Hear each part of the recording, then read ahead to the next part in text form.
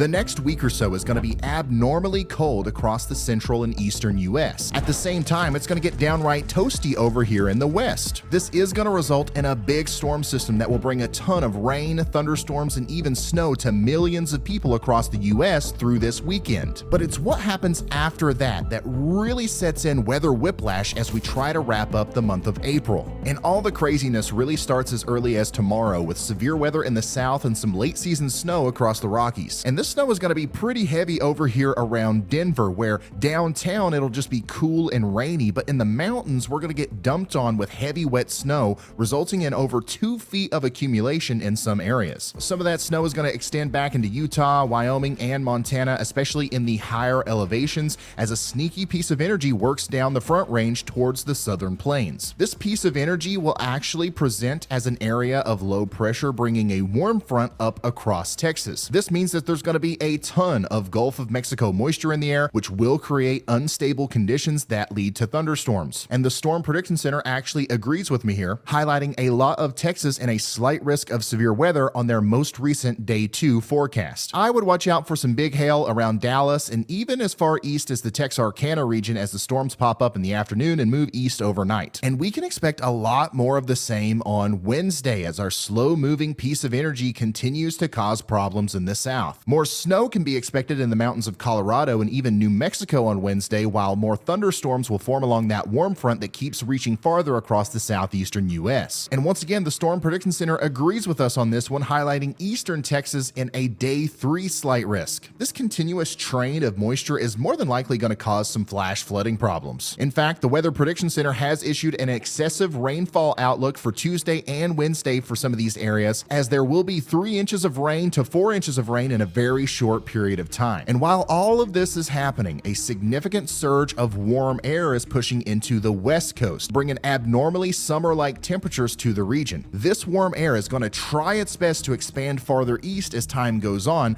but look at what's happening over here higher up in the atmosphere. This big ridge is making it so that a trough can actually bowling ball its way down from Canada into the US, causing a huge disruption to our weather pattern. And we're going to really see that disruption take place on Thursday into Friday as a powerhouse of a cold front starts working down from Canada. And that's going to try to push our stubborn little storm system down here in the south a little bit farther east. This is going to lead to even more heavy rain in the mid-Mississippi River Valley, and stronger storms are going to be possible once again as this blob of moisture works into the Dixie Alley from Thursday night into Friday morning. All eyes are on this trough though. A big blast of cold air is following it, and this is what's going to be our troublemaker. This is what's going to ultimately cause all of our big changes as we go forward. Watch this giant bowl of cold air spill into the US on Friday like a giant bowl of delicious soup. Millions of people will be slapped in the face by this tasty bag of wind and rain as the storm continues to get stronger and stronger. And while those people are getting slapped by this storm, they're also going to be getting hungry, which just happens to be the perfect segue for today's sponsor, HelloFresh. Fresh ingredients and tasty recipes delivered straight to your door. Guys, if you didn't know this already, April is Earth Month. And what better your home in less than 7 in the same meals, and it does give us that oil, son, okay?